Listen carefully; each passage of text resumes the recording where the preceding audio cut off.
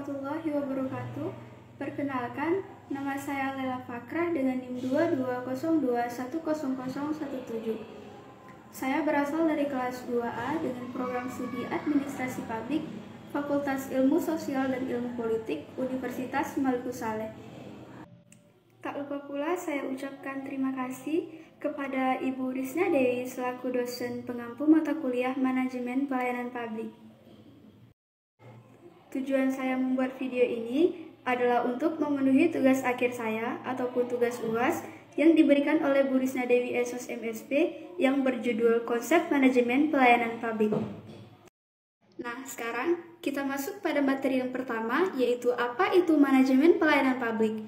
Sebelumnya, pasti teman-teman bertanya kan, apa sih manajemen pelayanan publik itu?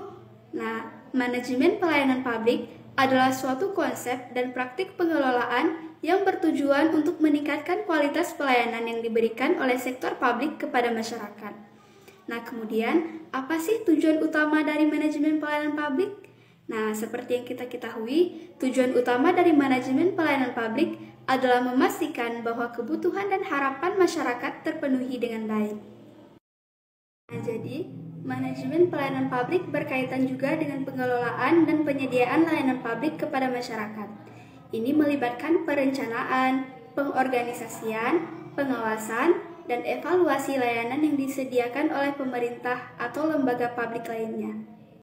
Materi selanjutnya yaitu beberapa aspek yang tercakup dalam manajemen pelayanan publik meliputi yang pertama ada analisis kebutuhan masyarakat.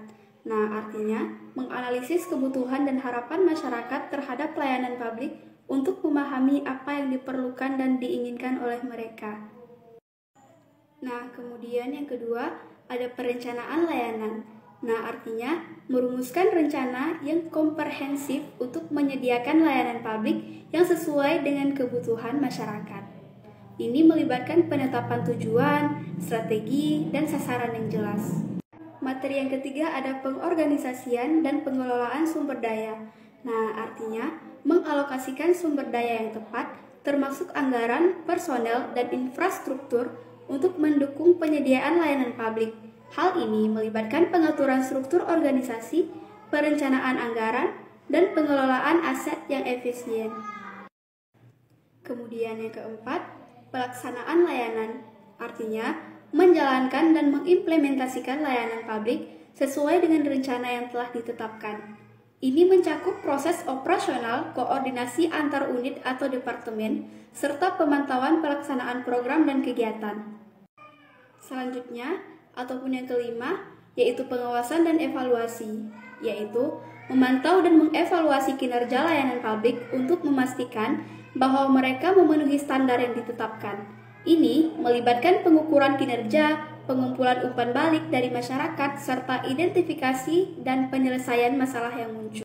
Yang keenam, yaitu partisipasi masyarakat. Artinya, melibatkan masyarakat dalam perencanaan, pengambilan keputusan, dan evaluasi layanan publik.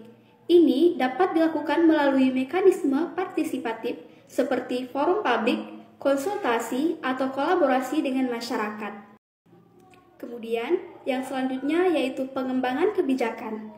Nah, artinya mengidentifikasi masalah kebijakan yang relevan dengan penyediaan layanan publik dan mengembangkan kebijakan yang memadai untuk menangani masalah tersebut. Nah, selanjutnya ataupun yang kedelapan yaitu peningkatan berkelanjutan. Artinya, mengadopsi pendekatan berkelanjutan dalam manajemen pelayanan publik, termasuk pembaruan kebijakan, peningkatan proses operasional, dan mengembangkan kapasitas organisasi.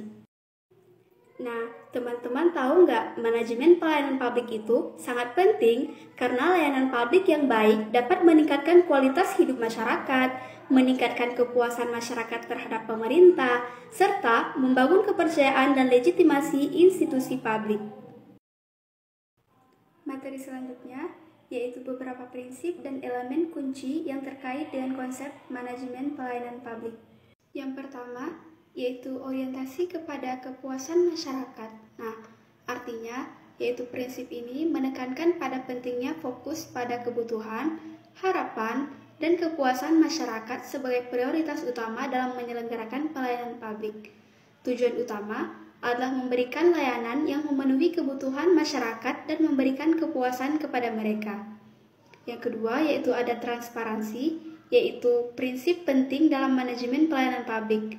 Pemerintah harus memberikan akses yang mudah, jelas, dan terbuka terhadap informasi mengenai kebijakan, prosedur, dan kinerja pelayanan publik.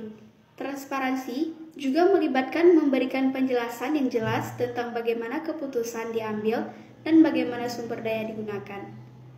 Nah, selanjutnya yaitu partisipasi masyarakat.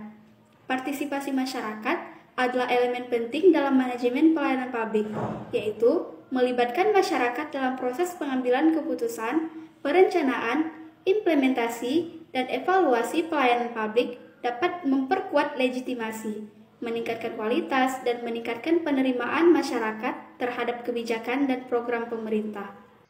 Nah, kemudian yang kelima ada efisiensi dan efektivitas. Keenam ada responsif, dan yang terakhir ada evaluasi dan perbaikan berkelanjutan. Kemudian, materi selanjutnya yang akan saya jelaskan yaitu mengenai jenis-jenis pelayanan publik. Nah, teman-teman, tahu nggak sih apa aja jenis-jenis dari pelayanan publik? Nah, yang pertama yaitu ada pelayanan barang, yang kedua ada pelayanan jasa, dan yang ketiga ada pelayanan administratif. Nah, pelayanan barang itu sendiri bertugas untuk melayani dan menghasilkan bermacam-macam bentuk dan jenis barang yang dibutuhkan masyarakat. Misalnya, melayani pemasangan jaringan telepon, tenaga listrik, jalanan, dan lain-lain. Kemudian yang kedua, ada pelayanan jasa. Nah, pelayanan jasa ini bertugas melayani atau menghasilkan berbagai hal yang sifatnya berbentuk jasa. Misalnya, seperti jasa pendidikan, jasa transportasi, jasa pemeliharaan kesehatan, dan yang terakhir, jasa pengurusan pensiun. Nah, kemudian ada pelayanan administratif. Nah, pelayanan administratif ini bertugas melayani dan menghasilkan bentuk dokumen resmi yang dibutuhkan masyarakat. Misalnya, ada dokumen kepemilikan tanah, kewarganegaraan, KTP, SIM, BPKB, STNK, dan lain-lain yang berbentuk administratif. Nah, kemudian adapun materi terakhir saya yaitu prinsip pelayanan publik.